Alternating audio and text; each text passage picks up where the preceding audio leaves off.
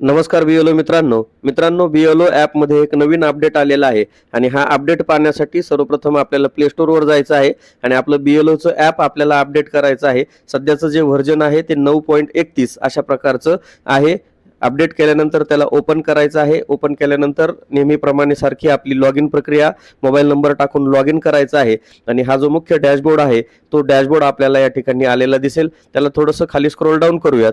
त्यामध्ये आपल्याला सर्वात खाली दोन नवीन ऑप्शन आलेले आपल्याला या ठिकाणी दिसत आहेत. त्यामधील पहिला जो ऑप्शन आहे तो फॉर्मॅट सी आणि दुसरा ऑप्शन जो आहे log in on ECI net web. तर आजच्या व्हिडिओमध्ये आपण log in on ECI net web हे ऑप्शन नेमका का आलेला आहे, त्याचं काय काम आहे, कशासाठी हा ऑप्शन दिलेला आहे, तर त्याचा वापर कसा करायचा, तसंच या ऑप्शनच्या माध्यमातून आपण व्ह्यू प्रिव्हियस SIR मॅपिंग ॲनॉमलीज हाही नवीन अपडेट या ठिकाणी आपल्याला आलेला आहे आणि या दोन्ही ऑप्शनच्या बाबतीत आपण आजच्या व्हिडिओमध्ये माहिती पाहणार आहोत. तत्पूर्वी आपणा सर्वांना एक नम्र विनंती आहे, आपण चॅनलवर जर नवीन असाल तर चॅनलला सबस्क्राईब करा. हा व्हिडिओ आवडल्यास व्हिडिओला लाईक करून हा व्हिडिओ आपल्या सर्व बीएलओ बांधवांपर्यंत नक्की पोहोचवा.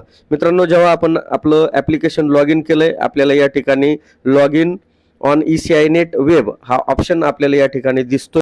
हा ऑप्शन देण्यापाठीमागचं महत्त्वाचं कारण मी तुम्हाला या ठिकाणी सांगणार आहे. या ऑप्शनच्या सहाय्याने आपणास बीएलओ ॲप हे लॅपटॉप, कॉम्प्युटर किंवा मॅकबुक सारख्या प्लॅटफॉर्मवर आपल्याला त्याचा ॲक्सेस आपण करू शकणार आहात. थोडक्यात बीएलओ ॲप्लिकेशन हे तुम्ही कॉम्प्युटर किंवा लॅपटॉपवर देखील चालू शकता. चला तर हे कसं करायचं हे आपण या ठिकाणी पाहूयात. या ऑप्शनला क्लिक केल्यानंतर आपल्याला त्यामध्ये सर्वात वरती log in on desktop using BLO app असं आपल्याला या ठिकाणी दिसणार आहे आणि हे log in on desktop using BLO म्हणजे हे जे लॉग इन प्रक्रिया आहे त्यासाठी तुम्हाला कोणताही युजर ID किंवा पासवर्ड टाकायचा नाही. फक्त आपल्याला एक QR कोड या ठिकाणी स्कॅन करायचा आहे. तिथे एक ऑप्शन दिलेला आहे सगळ्यात खाली, स्कॅन QR कोड. आता हा जो QR स्कॅन कोड आहे हा नेमका स्कॅन कुठून करायचा हे आपण पाहूयात. त्यासाठी या स्कॅन QR कोडच्या वरती एक वेबसाईट दिलेली आहे ecinet.eci.gov.in. ही वेबसाईट आपल्याला आपल्या लॅपटॉप किंवा PCवर ओपन करून घ्यायची आहे. आता यापुढील कामकाज हे आपण लॅपटॉपच्या स्क्रीनवर पाहणार आहोत. आता आपण आपल्या लॅपटॉप किंवा कॉम्प्युटरच्या स्क्रीनवर येणार आहोत आणि या स्क्रीनवर आल्यानंतर आपल्या कॉम्प्युटरमध्ये किंवा लॅपटॉपमध्ये जे ब्राउझर असेल, समजा या ठिकाणी मी क्रोम ब्राउझर ओपन करतोय आणि हे क्रोम ब्राउझर ओपन केल्यानंतर इथे गुगल सर्चमध्ये जी वेबसाईट तुम्हाला मी सांगितलेली आहे ecinet.eci.gov.in ही वेबसाईट शोधायची किंवा फक्त ecinet.eci असं जरी सर्च केलं तरी जी पहिली वेबसाईट आपल्याला या ठिकाणी येते ती ecinet.eci.gov.in अशा प्रकारे ही वेबसाईट दिसते. येणारा जो हा पहिला रिझल्ट आहे यावर आपल्याला क्लिक करून घ्यायचा आहे. क्लिक केल्यानंतर आपणासमोर अशा पद्धतीचा इंटरफेस आपणासमोर ओपन होईल. याच्या उजव्या कोपऱ्यामध्ये log in using QR for BLO only अशी स्क्रीन किंवा असा टॅब आपल्याला या ठिकाणी दिसतो. टॅबला आपल्याला क्लिक करायचं आहे. या टॅबला आपल्याला क्लिक केल्यानंतर आपणासमोर एक QR कोड आपल्याला आलेला दिसेल. आपण हा जो QR कोड आहे हा आपल्या मोबाईलच्या जो आपण ज्या ठिकाणी सुरुवातीची जी मोबाईलची स्क्रीन पाहिली त्या ठिकाणी स्कॅन QR नावाचा जो ऑप्शन होता त्या ऑप्शनला आपल्याला क्लिक करायचं आहे आणि या ठिकाणावरून आपल्याला स्कॅन QR असं करायचं आहे. स्कॅन QR केल्यानंतर हा QR आपण कॉम्प्युटरवर स्कॅन करणार आहोत आणि मोबाईलच्या स्क्रीनवर त्याला QR स्कॅन याला ओके करणार आहोत. ओके केल्यानंतर आपलं जे लॉग इन प्रक्रिया आहे ती ह्या कॉम्प्युटरमध्ये ऑटोमॅटिकली होईल.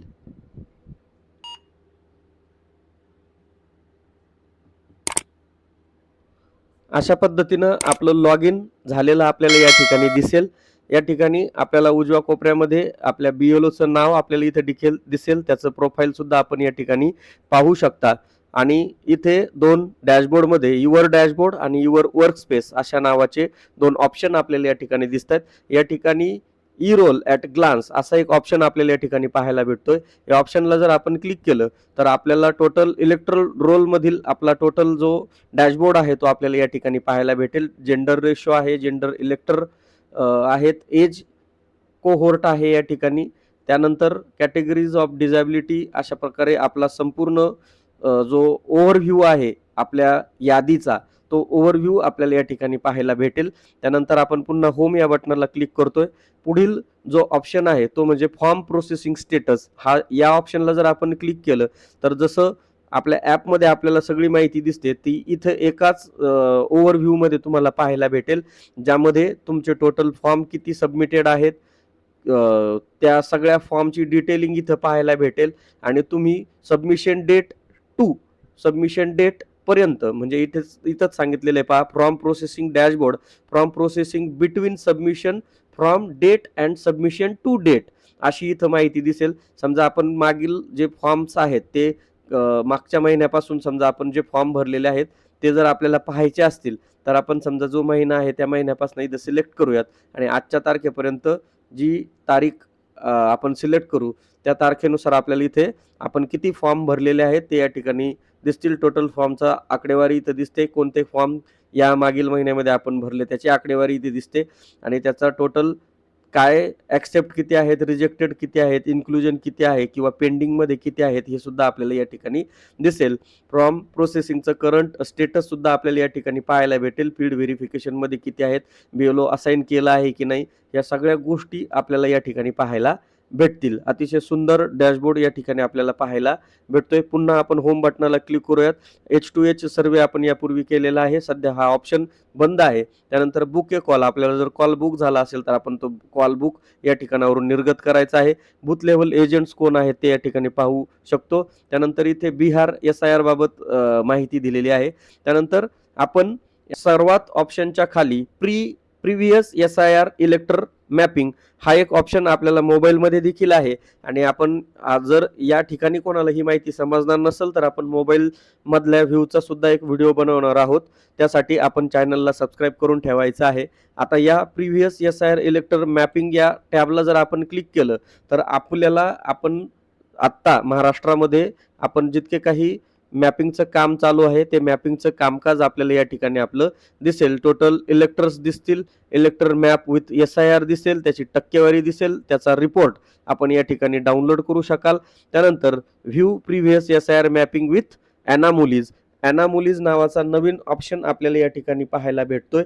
ॲनामोलीज म्हणजे आपल्याला जो आपण जे मॅपिंग केलेलं आहे या मॅपिंगमध्ये काही त्रुटी आहेत का, काही विसंगती आहेत का, असा त्याचा अर्थ होतो. उदाहरणार्थ आपण सध्या जे डेटाचं मॅपिंग केलेलं आहे आणि हे मॅपिंग करताना कोणकोणत्या विसंगती आहेत, कोणकोणत्या त्रुटी आहेत ते आपल्याला या ऑप्शनच्या आधारे आपल्याला दिसणार आहेत. उदाहरणार्थ एखाद्या व्यक्तीचं नाव आपण 2002 च्या यादीतून शोधून त्याला 2024 किंवा 25च्या यादीबरोबर आपण त्याला मॅप केलेलं आहे, परंतु त्यावेळेसचं नाव वेगळं होतं आणि आत्ताच्या नावामध्ये त्यानं बदल करून किंवा त्याच्यामध्ये चेंजेस करून घेतलेले आहेत. तर सॉफ्टवेअरला ती विसंगती किंवा ती त्रुटी या ठिकाणी दिसलेली आहे किंवा एखाद्या व्यक्तीच्या वयामध्ये काही फरक आढळल्यास आपल्याला ते ॲनामोलीज म्हणजे ती त्रुटी आपल्याला हे पाहण्यासाठी या ऑप्शनला आपल्याला क्लिक करायचं आहे.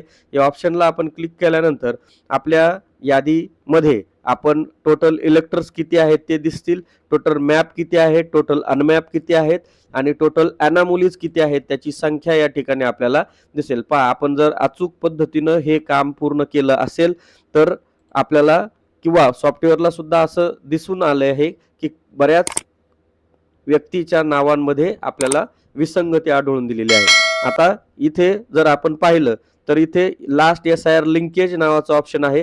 आता या ठिकाणी एक केस आपण या ठिकाणी पाहूयात. समजा ही एक व्यक्ती आहे आणि या व्यक्तीच्या ठिकाणी व्ह्यू ॲनामोलीज नावाचा हा ऑप्शन शेवटी दिलेला आहे आणि या शेवटच्या ऑप्शनला जर आपण क्लिक केलं त्याच्या समोर हे डोळ्याचं चित्र दिसतंय. ही व्ह्यू ॲनामोलीज आपल्याला पाहायची असेल तर या व्ह्यू डोळ्याच्या चित्राला आपल्याला क्लिक करायचं आहे आणि ॲनामोली काय आहे त्याचं इथं स्पष्टीकरण दिलेलं आहे. दिस individual is linked with a parent in the last SIR that appears to be different from the parent in the current role. म्हणजे काय आहे, या व्यक्तीच्या मागील SIR मध्ये जोडलेला पालक सध्याच्या नोंदीतील पालकापेक्षा वेगळा दिसत आहे. त्यामुळे SIR दरम्यान कागदपत्राची पडताळणी करणे आवश्यक आहे जेणेकरून ही लिंक योग्य आहे का याची आपल्याला खात्री करता येईल.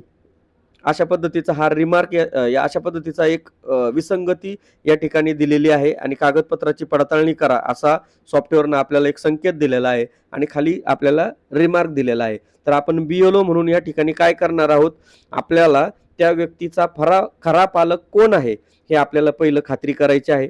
त्यानंतर त्याचे आधार कार्ड असेल, मतदान कार्ड असेल, रेशन कार्ड असेल किंवा फॅमिली रेकॉर्ड आहे इत्यादी कागदपत्राची आपल्याला त्यांची पुन्हा एकदा तपासणी करायची आहे.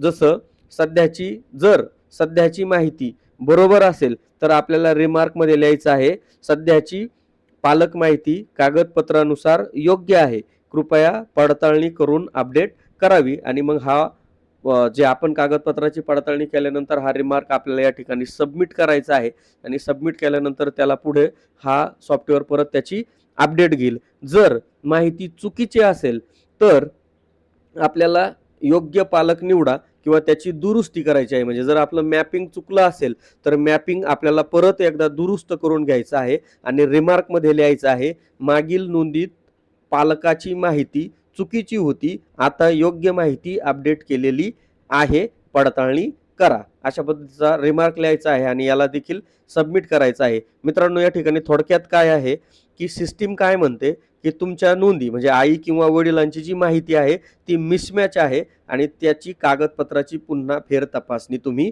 करायची आहे. तर अशा पद्धतीचा हा रिमार्क या ठिकाणी दिलेला आहे. आता आणखी एक रिमार्क आपण या ठिकाणी पाहूयात.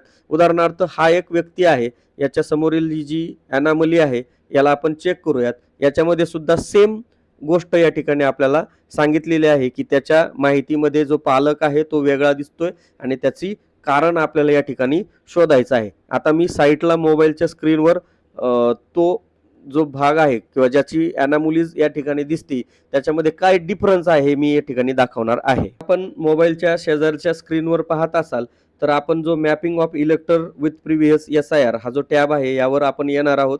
इथे आल्यानंतर आपल्याला जो व्यक्ती आहे तो पाहण्यासाठी हा 2 नंबरचा जो टॅब आहे, mark इलेक्टर for self as progeny, या ऑप्शनला आपल्याला क्लिक करायचं आहे. इथे क्लिक केल्यानंतर आपल्याला मॅप इलेक्टरवर जायचं आहे. मॅप इलेक्टरवर गेल्यानंतर आपल्याला जो व्यक्तीची ॲनॉमलीज आलेली आहे ती व्ह्यू ॲनॉमलीज आपल्याला या ठिकाणी करायची आहे आणि त्याचा रिमार्क आपल्याला या ठिकाणी शेजारच्या लॅपटॉपच्या स्क्रीनवरही पाहायला मिळतोय आणि आपल्या मोबाईलच्या स्क्रीनवर देखील आपल्याला पाहायला मिळतोय. आता याच्यामध्ये काय डिफेक्ट आहे हे आपण या ठिकाणी पाहणार आहोत. समजा हा जो व्यक्ती आहे याचं नाव मी या ठिकाणी पाहिलं, पुन्हा मी बॅक आलो. बॅक आल्यानंतर मला परत ही जी व्यक्ती आहे हा जो मुलगा आहे हा प्रोजेनी म्हणून ऍड केलेला आहे आणि याच्या पालकाची विसंगती आपल्याला या ठिकाणी दिलेली आहे. म्हणून मी map elector with previous SIR ला जातोय, पहिल्या टॅबवर जातोय कारण त्याचे पालक आपण मॅप केलेले आहेत आणि या मुलाला त्याला ऍड प्रोजेनी म्हणून आपण केलेलं आहे. आता या ठिकाणी त्या पालकाचं नाव आपण या ठिकाणी शोधूया, ज्यांना आपण प्रोजेनी म्हणून त्यांना जिथं ऍडिंग केलेलं आहे त्यांचं नाव आपण या मॅप इलेक्टरमध्ये जायचं आहे आणि जे मॅप झालेले आहेत ते पालक त्यांना आपण या ठिकाणी शोधूयात. समजा या ठिकाणी ते सापडलेले आहेत आणि त्यांच्या समोरील व्ह्यू ऑर एडिट प्रोजेनीला जर आपण क्लिक केलं तर ज्याच्या समोर ॲनॉमली झालेली आहे ती इथं आलेली दिसते. परंतु मित्रांनो, इथे एक बारकाईनं पाहायची गोष्ट अशी आहे की इथे हे जे स्पेलिंग आहे वडिलांच्या नावाचं, हे स्पेलिंग मधलं स्पेलिंग आपण या ठिकाणी पहा. मी याला थोडा वेळ कॅन्सल करतो. ते नाव पाहिल्यानंतर आपण त्याच्या वडिलांच्या नावाची स्पेलिंग सुद्धा पहा आणि या स्पेलिंगमुळे इथे सॉफ्टवेअरला असं लक्षात येतंय की याच्या कागदपत्राची पडताळणी करणं आवश्यक आहे. या दोन्ही नावांमध्ये किंवा स्पेलिंगमध्ये मिस्टेक आढळून आलेली आहे. हे दोन्ही नावं मिसमॅच आहेत. त्यामुळं आपल्याला या ठिकाणी या व्यक्तीची पुन्हा एकदा खात्री करायची आहे आणि ही खात्री झाल्यानंतर आपल्याला तो जो रिमार्क तुम्हाला सुरुवातीला सांगितला की सध्याची पालक माहिती कागदपत्राच्या नुसार योग्य आहे, कृपया त्याची पडताळणी करून अपडेट करा, अशा पद्धतीनं आपल्याला तो रिमार्क टाकायचा आहे आणि या रिमार्कमध्ये तो रिमार्क टाकून आपल्याला या ठिकाणी त्याला सबमिट करायचं आहे आणि मग सॉफ्टवेअर त्याला ऑटोमॅटिक किंवा ERO कडे जाऊन ते सॉफ्टवेअर ऑटोमॅटिक त्याला अपडेट करेल आणि ही माहिती या पद्धतीनं सबमिट होईल. तर अशा पद्धतीनं ह्या एकूण जेवढ्या ॲनॉमलीज आपल्या डॅशबोर्डला दिसत असतील त्या सर्व ॲनॉमलीज आपल्याला पुन्हा एकदा त्याची पडताळणी करायची आहे आणि ही पडताळणी केल्यानंतर आपल्याला ह्या शून्य करायच्या आहेत, जेणेकरून आपल्याला ते कागदपत्र तपासणीसाठी किंवा पुढील त्याची सत्यापन करण्यासाठी कोणतीही अडचण येणार नाही. मित्रांनो, व्हिडिओ आवडल्यास व्हिडिओला लाईक करा, चॅनलला सबस्क्राईब करा आणि अशाच प्रकारचे नवनवीन व्हिडिओ पाहण्यासाठी हा व्हिडिओ आपल्या सर्व बांधवांपर्यंत नक्की शेअर करा.